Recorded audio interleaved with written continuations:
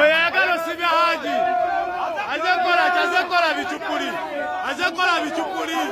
azekola bichupuli huyo mutamu huyo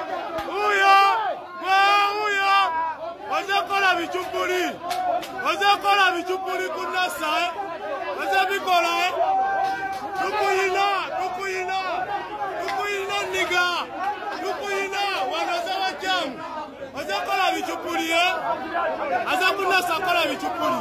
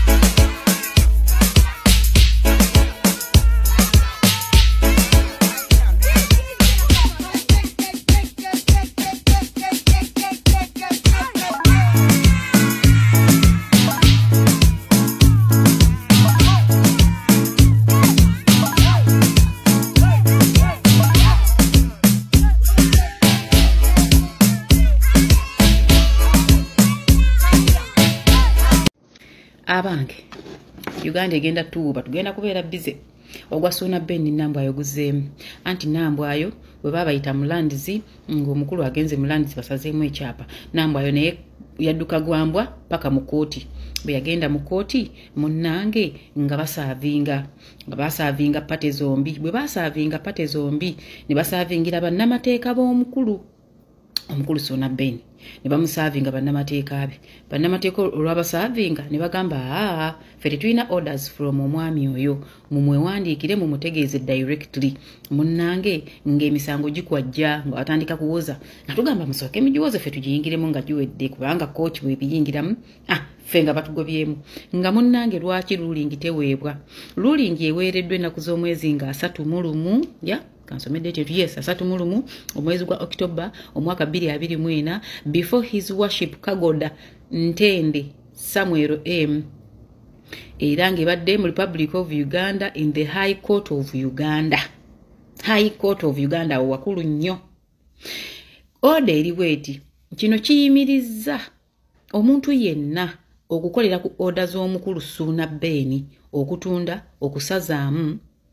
nekiyimiriza ba girlfriend be abakozi be abajja authority from him baganda be abooluganda oluko n'emikwano okutransferinga okuzimba okumogejinga okulizinga okupangisa byebimu okugoba evicting applicant n'abantu be wamu n'abaana oba n'abakozi be n'emikwano gye nga we kibadde kiri nga bagobagana bagoba aboono baveewo nga abagirlfriend b'omukulu bagenda mu maka nange omulamuzi agambye tebaddamu okwepampaliga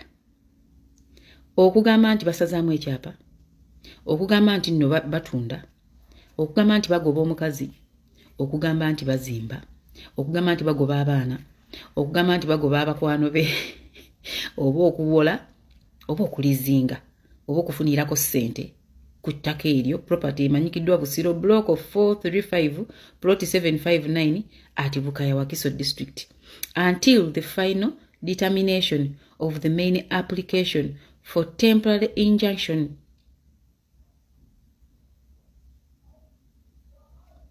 atiano madenja galakaza mu Luganda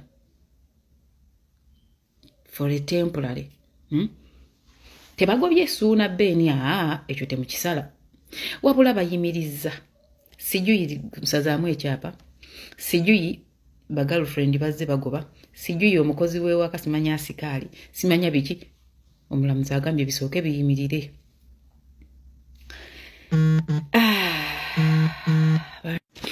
so mikwano wenjogerera nga court order efulumye bagirlfriend abenganda abakono ab'emikwano abakozi kooti ebayimiriza kitegeeza Katonda bagenda ntandika okukwata abantu emisango gya trespass naye so omukulu ne mukyala we bo naye omukulu bamuyimiriza okukyusa okusazaamu okutunda okwewulirako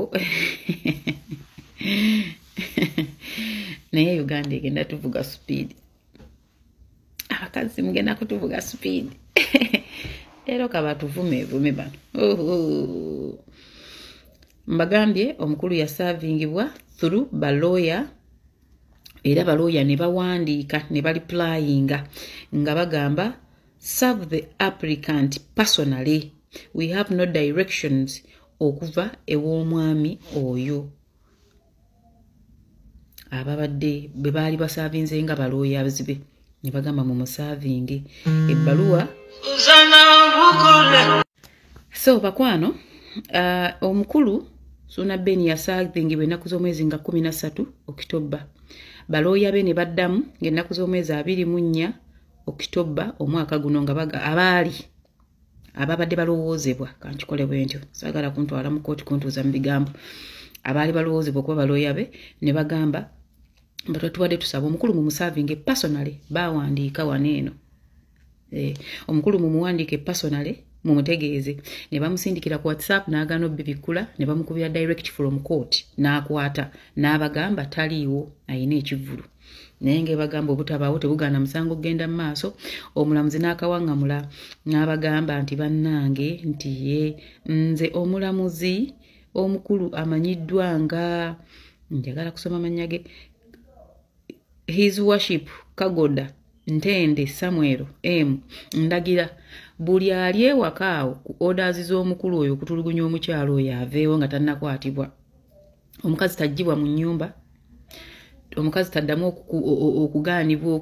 okwera n'eddembe awo temwewolera ku kyapa temusazaamu ekyapa tafuluma ennyumba temutunda temusinga byonna ow'ekitiibwa omulamuzi abigaanye era wano wendegerera nga asikaali bw'ateenyweza essaawa yonna bagenda mukwata ogwa trespass ne bamugamba taddamu okutwala bagirlfriend ewaka wooli waasula abeere ne bagirlfriend be eyo nsoma biri mu kiwandiiko era ngenda kipostinga saagala mu nvume bannange erinnyo linnuma agenda kuŋŋamba erinnya bwe likuluma ebigaana okuyisaamu bambi linnuma temunvuma so ensonga za Mary Nambwayo nazo bwe zityo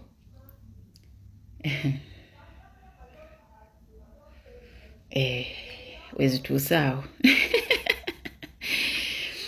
omulamuzi agambye tewabeeyo erijja sijuyisazaamu sijuyikola ki abigobedde ddala n'agamba nedda temusazaamu kyapa kubanga kyakolebwa mu butuufu tewaba mu high court gye bivudde banaye bino si bigambo byange era bagenda otandika okukwata abantu trespass bano abenalaba balwanira mu vidiyo abo kati nabo bagenda basaavinga gwawe kati esaawa olumuntu atandika okwansalinga omusango gwe yazza before the court manange omwaka guno gugenda tuuba tugenda kubeera bwetuti bwetwambuka bwetukkirira Hajati versus Haji Sona Ben versus Nambwayo tugenda kubeera bize ng'ebivumo tugenda funa bingi munkwate kati kanfune panado mmire olulimi we bweyongera ndaba omusawo sinza atamanyi kuseka kabambume ebinnyo by'abafu leero luno